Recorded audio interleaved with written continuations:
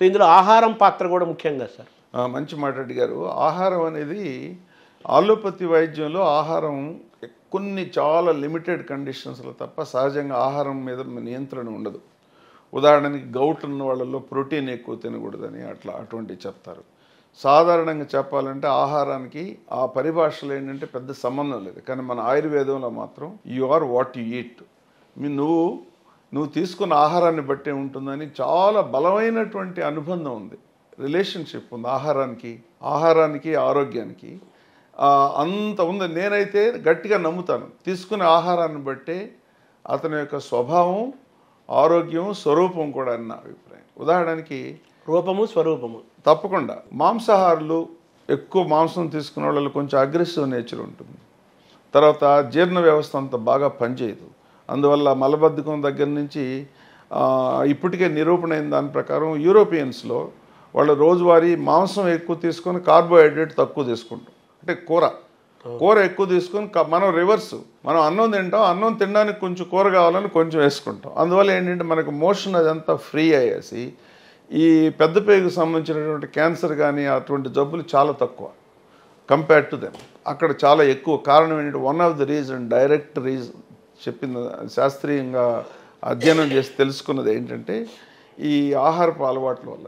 మనకి ఉదాహరణకి జ్వరం వస్తే పథ్యం పెట్టేవాళ్ళు, లంకణం పరమ ఔషధం. అన్ని జబ్బులకు ఒకరోజు ఉపవాసం ఉంటే ఆహారం పెట్టేవాళ్ళు కాదు, అది చాలా మంచిది. అలాగే వారానికి ఒకరోజు ఉపవాసం అనేది ఏదో చాదస్తంలాగా ఉంటుంది. కానీ దాదాపు 10 సంవత్సరాల క్రితం నేను దక్కన్ క్రానికల్లో ఒక ఆర్టికల్ రాశాను, అది మీరు చూడొచ్చు. దాంట్లో ఆటోఫేజ్ అని ఒక జపనీస్ సైంటిస్టు ఈ ఆటోఫేజ్ ఉంటుందని కనుక్కున్నందువల్ల నోబెల్ ప్రైజ్ వచ్చింది దానికి. అంటే ఆటోఫేజ్ అంటే ఏంటంటే శరీరంకి ఆహారం బయట నుంచి అందనప్పుడు తనలో ఉన్న బ్యాడ్ కణాలన్నింటినీ, చెడిపోయినన్నింటినీ ఆహారం కింద తీసుకుంటుంది. ఆ వ్యవస్థ ఆల్రెడీ ఉంది మన దగ్గర, ఆల్రెడీ క్లీన్ చేసేస్తుంది.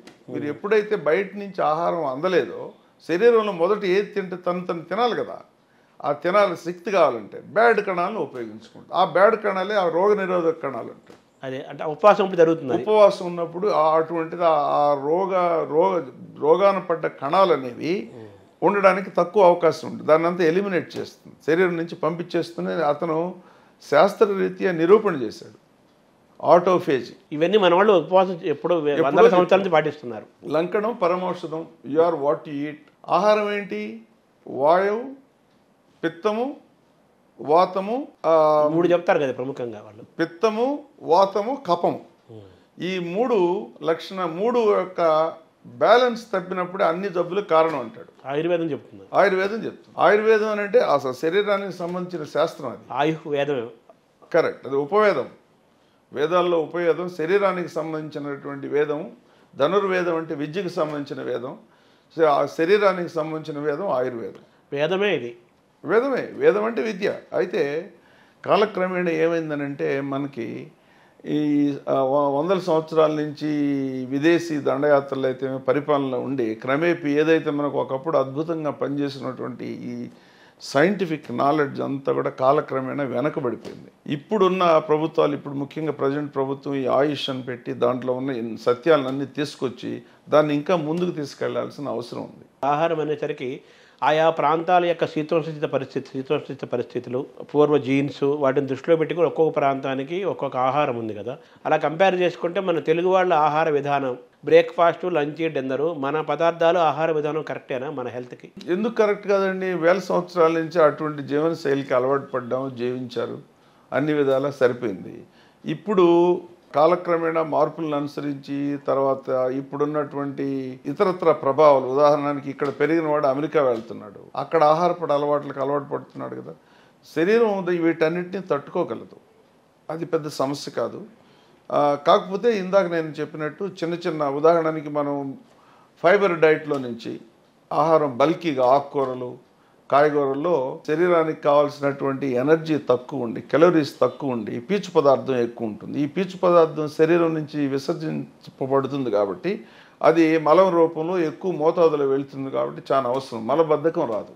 అలా కాకుండా highly concentrated food, deep fried food, బాగా తక్కువ మోతాదులో ఉండే ఫుడ్ తీసుకున్నప్పుడు ఏమవుతుందంటే ఆ విసర్జనకి ఎక్కువ ఉండదు, క్యాలరీస్ ఏమో విపరీతంగా పెరిగిపోతాయి. ఉదాహరణకు ఐస్ క్రీమ్ లాంటివి తీసుకున్నారనుకోండి, ఒక 10 గ్రాముల దాంట్లోనో ఒక 50 గ్రాముల్లోనో ఎక్కువ క్యాలరీస్ ఉంటాయి. ఇవన్నీ కూడా శరీరానికి ఎక్స్ట్రా అయిపోయేసి ఒబేసిటీకి ఇవి కారణాలు.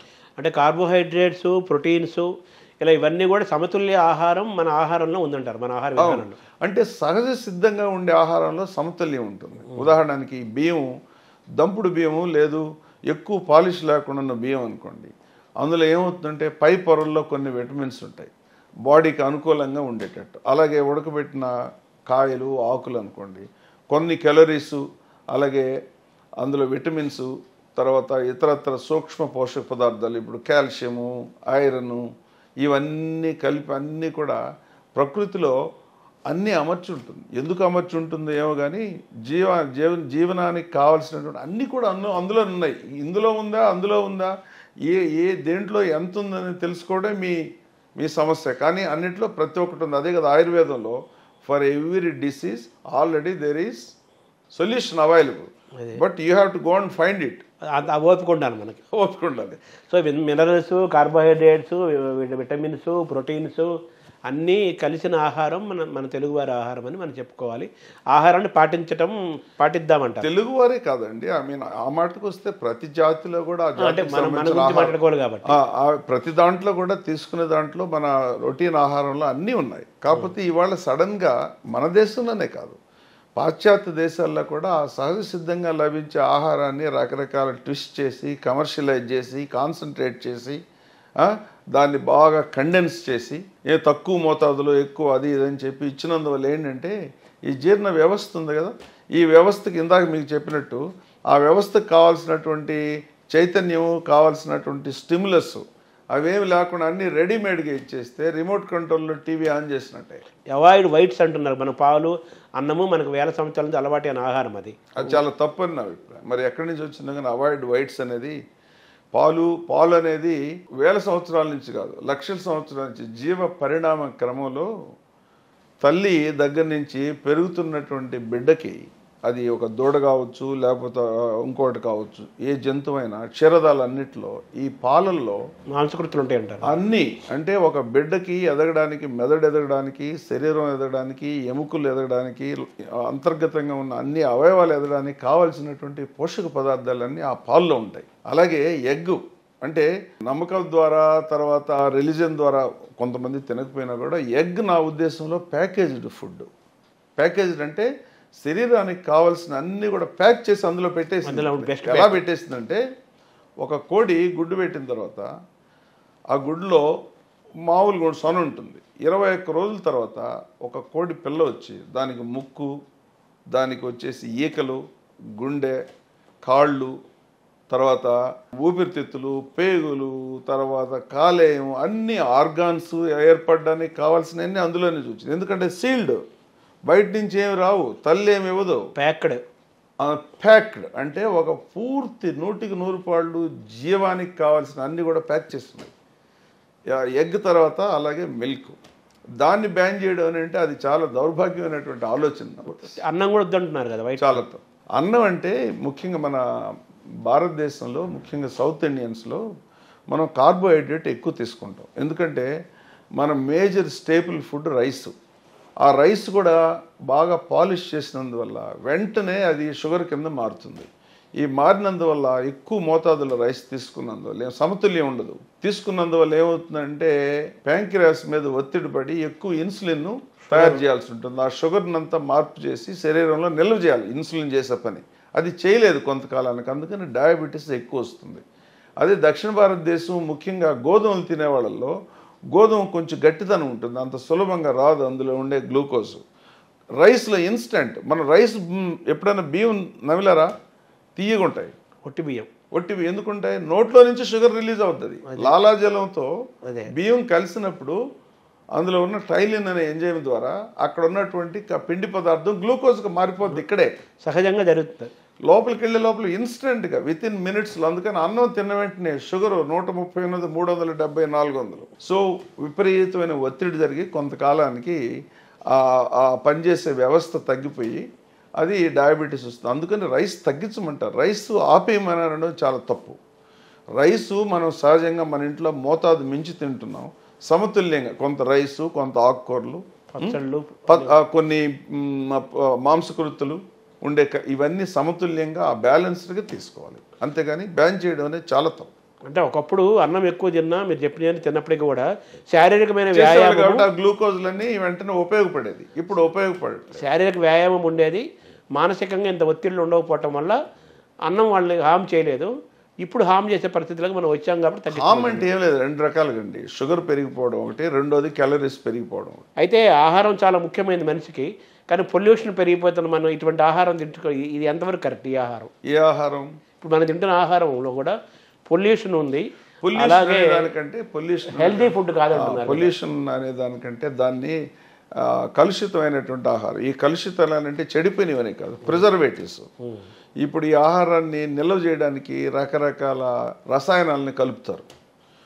అలాగే రుచి పెరగడానికి, ఆకర్షణీయంగా ఉండడానికి రకరకాల రసాయనాలు కలిపి, అలాగే ముఖ్యంగా కూరగాయలు పెరగడానికి దానికి ఆ మొక్కని సహజసిద్ధంగా పెరగనివ్వకుండా దానికి కావాల్సినటువంటి సల్ఫేటు, ఫాస్ఫేటు, అమ్మోనియా లాంటివి ఇవన్నీ వేసినందువల్ల అది ఆర్టిఫిషియల్గా పెరిగి అందులో దానికి సంబంధించిన అవశేషాలు కొన్ని ఇందులో కూడా వచ్చి, అలాగే పురుగు మందులు లాంటివి ఎక్కువ వాడాల్సి ఉంటుంది. ఎప్పుడైతే అసహజంగా మొక్క పెరిగి అసహజంగా కాయడం మొదలవుతుందో దానికి అసహజమైనటువంటి జబ్బులు కూడా ఉంటాయి. ఆ జబ్బుల నుంచి తట్టుకునే శక్తి దానికి ఉండదు. అలా కాకుండా ప్రకృతి సిద్ధంగా ఉండేది వేల సంవత్సరాలు, లక్షల సంవత్సరాల్లో దానికి సహజంగా ఎదుర్కొనే గుణం ఉంటుంది. దానికి ఏం చేయనక్కర్లేదు. కాబట్టి మన పూర్వకాలంలో, నేను వ్యవసాయదారుడి కుటుంబం నుంచి వచ్చాను కాబట్టి అంతకుముందు మందులు కొట్టేవాళ్ళం కాదు. కానీ 6 నెలలు పట్టేది పంట, ఎకరంకు 15 బస్తాలు అయ్యేది. ఇప్పుడు 3 నెలల్లో 40 బస్తాలు వస్తుంది. ఈ విపరీతమైన పోకుళ్ళు, విపరీతమైన గ్రోత్ వచ్చినప్పుడు దాన్ని తగినట్టుగా పిండేయాలి. పిండి అంటే ఎరువులు వేయాలి, అలాగే మందులు కొట్టాలి. ఇవన్నీ కూడా ఫుడ్ చైన్లోకి వెళ్తాయి. ఎప్పుడైతే ఫుడ్ చైన్లోకి వెళ్ళాయో అవి తింటాం కాబట్టి మనకి దాని దుష్ప్రభావం తప్పనిసరిగా ఉంటుంది. ఉదాహరణకి మీరు పాలు అన్నారు, పాలు మన గేదె పాలు, ఆవు పాలు తాగేవాళ్ళము. ఇప్పుడు మనం ఏంటి ప్యాకెట్ పాలు తాగుతున్నాము. ఇందులో ఏముంటుంది స్ట్రెంగ్త్? ఈ ప్యాకెట్ పాలైనా గేదె నుంచి, ఆవు నుంచి వచ్చినాయి. కాకపోతే దాన్ని కృత్రిమంగా పెంచినాయి. ఆ మాటే చెప్పబోతున్నాను. కృత్రిమంగా పాలు ఇవ్వడానికి కొన్ని హార్మోన్స్ ఇంజెక్ట్ చేస్తారు పొదుగు పెరగడానికి. దాని ఆవు పని పాలు ఇవ్వడమే, ఇంకేం లేదు. కేవలం పొదుగు ఆవు అంత సైజు ఉంటుంది. 20 లీటర్లు, 30 లీటర్లు, 40 లీటర్లు అసహజమైనటువంటి పాలు. పూర్వం ఏంటి, తక్కువ మోతాదులో అన్ని పోషక పదార్థాలతో దాని దూడ పెరగడానికి సరిపడ్డ పాలు ఉంటే కొన్ని మనిషి కూడా తీసుకొని దాంట్లో తాగేవాడు. ఇప్పుడు కేవలం పాలు ఇవ్వడమే దాని పని. అందువల్ల ఏమవుతుందంటే సహజంగా దానికి జబ్బులు వస్తాయి. దానికి బోల్డైన హార్మోన్లు, అసహజమైనటువంటి ఆహారం ఇవన్నీ ఇచ్చినప్పుడు ఆ పాలకి న్యాచురల్గా వచ్చే పాలకు తేడా ఉంటుంది. ఉదాహరణకి చెప్పబోయారు, అది మధ్య అడ్డొచ్చారు. ఏంటి ఇదేనండి, పంటల్లో ఇవన్నీ వేస్తారు. అలాగే ఇప్పుడు చికెన్ తింటాం కదా, ఈ చికెను పౌల్ట్రీలో పెంచే చికెన్లు కోళ్ళకి రకరకాల హార్మోన్లు ఇస్తారు, విన్నారా? ఆ హార్మోన్లు ఇచ్చినందువల్ల ఏమవుతుంది, గ్రోత్ హార్మోన్స్ ఇస్తారు.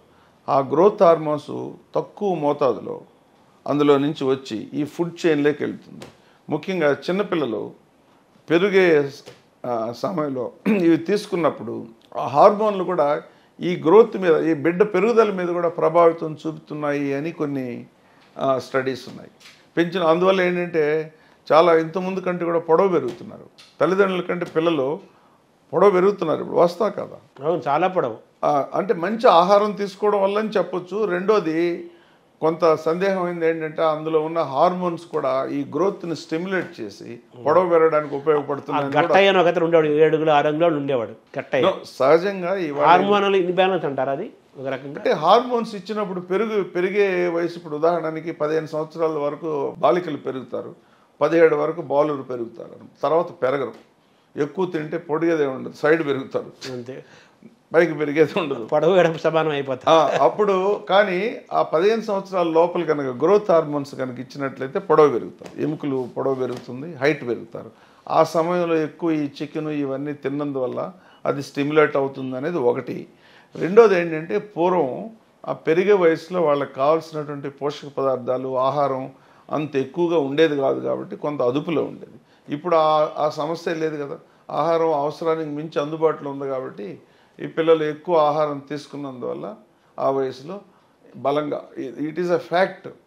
కంపేర్ టు ఒక 50 సంవత్సరాల ముందుకి ఇప్పటికీ అన్ని దేశాల్లో, ఇండియాలో కూడా సగటు మనిషి పొడవాడు. Is it healthy or not healthy? ఇది పొడవ పెరగడం తప్పని నేను అనుకోను. ఇది ఒక రకమైనటువంటి ఆరోగ్యకరమైనటువంటి పరిణామం. ఎందుకనంటే చాలామంది అంతకుముందు బాగుండేవాళ్ళండి ఇప్పుడు తగ్గారని అంటుంటారు. అది వాస్తవం కాదు. మీరు కరెక్ట్గా చూస్తే 1950 దశకంలో స్వాతంత్రం వచ్చిన తర్వాత ఇండియాలో సగటు మనిషి ఆయుర్దాయం 38 సంవత్సరాలు స్త్రీలు, 37 సంవత్సరాలు పురుషులు బతికేవాళ్ళు. దీన్ని లైఫ్ ఎక్స్పెక్టెన్సీ అట్ బర్త్ అంటారు. ఇప్పుడు అది 69, 67కి వచ్చింది. అంటే 2 రెట్లు అయింది. ఎలా అయిందనంటే ఇవాళ మంచి వైద్య సదుపాయాలు అందుబాటులో ఉన్నాయి, మంచి ఆహారం తీసుకుంటున్నారు. పూర్వం కలరా వస్తే ఊర్లు పోయేటివి. 1000 ప్రసవాల్లో 150 మంది శిశువులు చచ్చిపోయేవాళ్ళు. 150 దాన్ని ఇన్ఫాంట్ మార్టాలిటీ రేట్ అంటారు. అప్పుడు 28కి వచ్చింది. మేము చదువుకునే రోజుల్లో 70-80లో అది 75-80 అట్లా ఉంది. ఇప్పుడు 28కి వచ్చింది. బాగా అభివృద్ధి చెందిన దేశాల్లో 7. సో ఆ ఇన్ఫాంట్ అంటే పుట్టిన 1 సంవత్సరం లోపల చనిపోయే పిల్లల శాతం గణనీయంగా తగ్గిపోయింది. శిశు మరణాలు ఎందుకనంటే మంచి ప్రసవాలు ఇప్పుడు అన్ని హాస్పిటల్లో జరుగుతాయి. పూర్వం మంత్రస్నానాలు చేసేవాళ్ళు, క్రూడ్గా చేసేవాళ్ళు. అలాగే తల్లి అనారోగ్యంగా ఉండేది, సరైనటువంటి పోషక పదార్థాలు ఉండేవి కావు. మెటర్నల్ మార్టాలిటీ అంటే తల్లి చనిపోవడం, కాన్పు సమయంలో చనిపోవడం అంటే బిడ్డని ప్రసవం ఇవ్వడం అంటే ఇంకొక జన్మ ఎత్తినట్టు అని చెప్పేవారు. తల్లి కూడా చాలామంది డెలివరీ టైంలో చనిపోయేవాళ్ళు. మెటర్నల్ మార్టాలిటీ అవన్నీ గణనీయంగా తగ్గాయి. ఎందుకంటే అందువల్ల ఆరోగ్యం పెరిగింది. అలాగే పూర్వం గుండె జబ్బు వచ్చినప్పుడు 50 సంవత్సరాలు వస్తే అలాగే క్రిపుల్డ్ అయిపోయాడు. ఇప్పుడు 50, 70, 80 అయినా మధుమేహం ఉన్నా సరే, గుండె జబ్బులు ఉన్నా, ఏ జబ్బులు ఉన్నా కూడా బైపాస్ సర్జరీ చేస్తున్నారు, స్టెంట్లు వేస్తున్నారు. జీవన ప్రమాణాలు పెరిగాయి, జీవన పరిమితి కూడా పెరిగింది. 68 సంవత్సరాలు. అదే బ్రిటను, ఫ్రాన్స్లో చూస్తే 88 సగటు ఆయుర్దాయం. అర్థమైందా? సో ఇవన్నీ మనిషి ఎక్కువ కాలం జీవిస్తున్నాడు ఇప్పుడు పూర్వం కంటే, బెటర్గా జీవిస్తున్నాడు. చాలామంది ఏంటంటే ఇంతకుముందు ఆరోగ్యం బాగుండేదండి తగ్గింది అనడంలో నేను ఎట్టి పరిస్థితుల్లో ఒప్పుకోను. సగటు మనిషి ఆరోగ్యం బెటర్. కాకపోతే కొత్త జబ్బులు వచ్చాయి, జీవన శైలికి సంబంధించిన జబ్బులు, లైఫ్ స్టైల్ డిసీజెస్ వచ్చాయి. పాతవన్నీ పూర్వం ఇన్ఫెక్షన్ వస్తే, టీబీ వస్తే చనిపోయాడు. ఇప్పుడేమో 3 నెలలు మందులు తీసుకుంటే నయం అవుతుంది. లెప్రసీ వస్తే వెంటనే క్యూర్ అవుతుంది. క్యాన్సర్ వచ్చినా కూడా పూర్తిగా నయమై సర్వైవర్స్ ఉన్నారు. గుండె జబ్బుతో ఎవరు చనిపోవట్లేదు. కాబట్టి కొత్త జబ్బులు ఏంటి? Diabetes, blood pressure, accidents, brain strokes కూడా వస్తున్నాయి కదా సార్ ఇప్పుడు. అవి కొత్త డిసీజ్ వచ్చాయి. రెండోది క్యాన్సర్లు పెరిగాయి. కారణం ఏంటంటే మనిషి ఎక్కువ కాలం జీవిస్తున్నాడు కాబట్టి సహజంగానే ఎక్కువ జబ్బులు, వయసు పెరిగే కొద్ది వచ్చే జబ్బులన్నీ కూడా ఇప్పుడు వస్తున్నాయి. మందులతోటి, మెడికేషన్ తోటి జీవితం స్పాన్ పెరుగుతోంది. దీన్ని ఎలా చూడాలి? సైన్సు, ఇంజనీరింగ్ ఎట్లయితే మనిషి జీవన ప్రమాణాలని గణనీయంగా అభివృద్ధి చేసిందో, అలాగే ఆరోగ్య రంగంలో కూడా, వైద్య రంగంలో వచ్చినటువంటి కొత్త టెక్నిక్స్, కొత్త పరిణామాలు, కొత్త విజ్ఞానం అంతా కూడా there is no doubt it has help. ఉపవాసం గురించి మీరు అద్భుతంగా చెప్పారు. అలాగే వాకింగ్ గురించి చెప్పారు. ఇవన్నీ కూడా బోన్స్ ఎవ్రీథింగ్ రిలేటెడ్ బోన్స్ కూడా. బోన్స్, కండరాలు, ఎముకలు, కండరాలు ఒకే జాతికి చెందినవండి. ఈ రెండింటికి కూడా ఒక ప్రాథమికమైనటువంటి గుణం ఏంటంటే ఎక్కువ దాని మీద శ్రమ చేసే కొద్దీ ఇంకా బలంగా తయారవుతుంది. కాబట్టి ఈ శ్రమ అనేది చాలా అవసరం. నడక వల్ల కండరాలే కాదు, ఎముకలు కూడా సౌష్టంగా తయారవుతాయి. పోషక పదార్థాలు లేక కాదు, పోషక పదార్థాలు ఎన్ని తీసుకున్నా, ఎంత కాల్షియం తీసుకున్నా, ఎంత ప్రోటీన్ తీసుకున్నా ఎముకలు, కండరాలు గట్టిపడవు. కేవలం ఎక్సర్సైజ్ ద్వారానే గట్టిపడతాయి. కాబట్టి ఆ శారీరకమైనటువంటి ఎక్సర్సైజ్ చాలా చాలా చాలా ముఖ్యం. ఇప్పుడు రోజుకు 10,000 అడుగులు నడవటం అనేది అంటున్నారు కదా సార్, అది కరెక్టేనా? ఇది 10,000 అడుగుల కంటే కూడా ఈ మధ్య వచ్చిన కొన్ని అధ్యయనాల్లో తెలిసింది ఏంటంటే ఎక్కువ దూరం నడిచిన దానికంటే కూడా ఎంత వేగంగా నడిచావా అన్నది చాలా ముఖ్యం. అంటే 1 గంట సేపు 4 కిలోమీటర్ల గంట చొప్పున నడిచేదానికంటే ఆ 4 కిలోమీటర్లు అరగంటలుగా 2 కిలోమీటర్ల అరగంటలో నడిచితే స్పీడ్గా 4 కిలోమీటర్లు స్పీడ్గా డబుల్ రెట్టించిన వేగంతో నడవగలిగితే అది మంచి ప్రభావం చూపిస్తుందని కొన్ని శాస్త్రీయ అధ్యయనాలు తెలిసింది. ఎలాగంటే బ్రిస్క్ వాక్ అంటారు. బ్రిస్క్ వాక్ ఎక్సర్సైజ్ కూడా, రన్నింగ్ లాంటివి. ఎందుకనంటే ముఖ్యంగా గుండె మీద ఇది ఒత్తిడి చేస్తుంది. ఎప్పుడైతే గుండె మీద ఒత్తిడి చేస్తుందో గుండె ఇంకా బలంగా తయారవుతుంది. రక్తనాళాల్లో బాగా వ్యాకోచం చెందేసి రక్త ప్రసరణ ఫ్రీగా ఉండి అక్కడ కొత్త కొత్త ట్రిబ్యూటరీస్, ఇప్పుడు రక్తం రెగ్యులర్గా వెళ్ళే దాంట్లో కాకుండా కొలేటరల్స్ అంటారు. ఈ కొలేటరల్స్ ఒక రకంగా అది నిద్రావస్థలో ఉంటాయి. ఎప్పుడైతే గుండె వేగంగా కొట్టుకొని ఎక్కువ రక్త సరఫరా కావాలి, ఇవన్నీ కూడా ఓపెన్ అవుతాయి అది ఇవ్వడానికి. ఆ ఓపెన్ అయినప్పుడు రేపు ముఖ్యమైన నాళాలు ఏదన్నా ఇబ్బంది వచ్చినా కూడా ఈ సైడ్లో ఉండేటివన్నీ కూడా బలంగా ఉండి సిద్ధంగా ఉంటాయి. ఆ అవి వేగంగా నడిచినందువల్ల, పరిగెత్తినందువల్ల అవి ఓపెన్ అవుతాయి. అలా కాకుండా క్యాజువల్గా ఏదో పెళ్లి నడక నడిచారు అనుకోండి, ఎంతసేపు నడిచినా కూడా అంత పెద్ద ఉపయోగం ఉండదు. మీరు చెబుతున్నారు. అయితే 2 అంశాలు చూడాలి ఇందులో. ఇప్పుడు ఆల్రెడీ బీపీ పేషెంట్లు పెరిగిపోతున్నారు, వాకింగ్ చేస్తే పాయింట్ తగ్గుతాయి, షుగర్ తగ్గుతాయి అంటున్నారు. అయితే వాళ్ళ మరి హార్ట్ మీద ప్రెజర్ అవ్వదా? అలాగే లావుగా ఉండేవాళ్ళు మోకాళ్ళు మోస్తాయి కాబట్టి అంత వేగంగా నడిస్తే బరువు మోకాళ్ళ మీద పడతాయి కదా, దీన్ని ఎలా చూడాలి? అది మంచి సమస్యనండి. అందుకని మోకాళ్ళు ఆల్రెడీ అరిగిపోయి ఉండి బరువు ఎక్కువ ఉన్న వాళ్ళకి వాకింగ్ చేయమని అంటాం, కానీ అది కుదిరే పని కాదు. దానికి నాన్ వెయిట్ బేరింగ్ ఎక్సర్సైజ్ ఉంటాయి. ఉదాహరణకి స్విమ్మింగ్ అనుకోండి, సైక్లింగ్ అనుకోండి. సైక్లింగ్ సీటు మీద మీరు కూర్చున్నప్పుడు మీ బరువు అంతా మోకాల మీద పడదు, మీ ఆ కండరాలు పనిచేస్తూ ఉంటాయి. గుండెకి మంచిది, ఎందుకంటే ఎప్పుడైతే కండరాలు ఎక్కువ పనిచేయాల్సి వస్తుందో గుండె ఇంకా సమర్థవంతంగా రక్తాన్ని సరఫరా చేయాల్సిన అవసరం ఉంటుంది. అప్పుడు ఆ ఒత్తిడి వస్తుంది గుండె మీద, వచ్చినప్పుడు గుండె గట్టిగా బలంగా తయారు కావడానికి అవకాశం ఉంటుంది. దీన్ని నాన్ వెయిట్ బేరింగ్ ఎక్సర్సైజ్. కాబట్టి మోకాళ్ళ నొప్పి నుండి, ముఖ్యంగా మోకాళ్ళ నొప్పి నుండి ఎక్కువ బరువు ఉన్నారనుకోండి, వాళ్ళకి వాకింగ్ కానీ ఇది చేయడం కష్టం. స్విమ్మింగ్ అనేది ఇంకోటి. స్విమ్మింగ్లో ఏమవుతుంది, కాళ్ళపైన శరీరం బరువు పడదు, కానీ కండరాల కదలిక ఉంటుంది కాబట్టి ఆ కండరాలు శక్తివంతంగా తయారు కావడానికి అవకాశం. సైక్లింగ్ చేసుకోవచ్చు. Cycling exercise. సైక్లింగ్ కూర్చుని చేసే పోస్టర్ అయితే వెన్నెముక దెబ్బ తగలదు. వెన్నెముక నిటారుగా కూర్చోవాలి. ఇప్పుడు ఆ ఎక్సర్సైజ్లో కాళ్ళు ఎప్పుడైతే వేగంగా కదులుతుంటాయో కండరాలు, ఆ వెన్నెముక కూడా ఏం కాదు.